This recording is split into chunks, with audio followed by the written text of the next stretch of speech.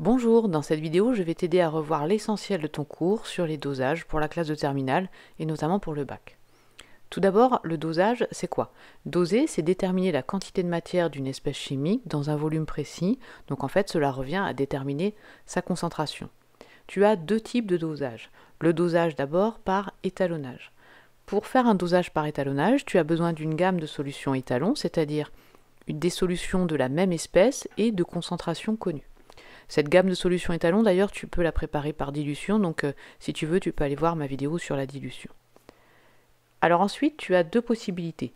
Si tu as une espèce chimique qui est colorée, tu vas faire un dosage par étalonnage avec un colorimètre ou un spectrophotomètre et tu vas te servir de la loi de Beer-Lambert qui te dit que l'absorbance est proportionnelle à la concentration, ce que l'on peut écrire A égale K fois C. Tu traces à partir de la gamme de solutions étalons le graphique A égale K fois C, donc par une droite, une fonction linéaire. Tu vas mesurer l'absorbance de la solution dont tu cherches la concentration et tu vas lire directement sur le graphique la concentration inconnue. Ensuite, si l'espèce chimique dont tu cherches la concentration est ionique, eh bien tu vas utiliser non pas un spectrophotomètre, mais un conductimètre.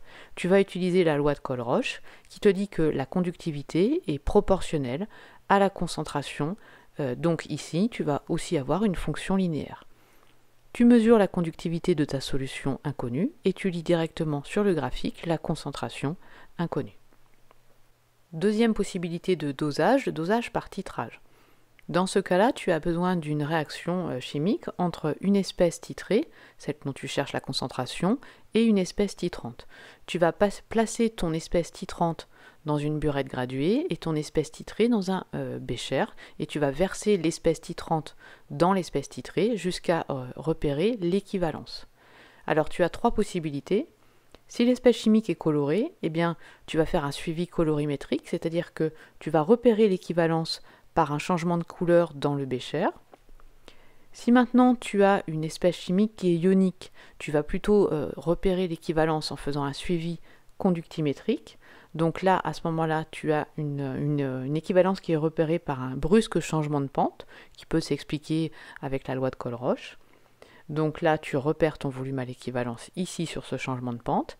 Et puis, si tu as une réaction chimique entre espèce titrée et espèce titrante qui est une réaction chimique acide-base, eh bien tu vas pouvoir faire un suivi avec un pH mètre, ce qu'on appelle un suivi pH métrique, et tu vas repérer l'équivalence par une brusque variation de pH.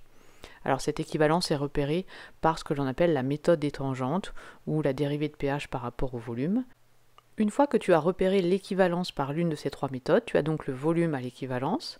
Tu vas pouvoir écrire la relation à l'équivalence qui dit que la quantité de matière de l'espèce dite titrée divisée par le coefficient stoichiométrique qui se trouve dans l'équation de la réaction devant l'espèce titrée est égale à la quantité de matière de l'espèce titrante à l'équivalence, c'est pour ça que tu as besoin de l'équivalence, divisée par son coefficient stoichiométrique.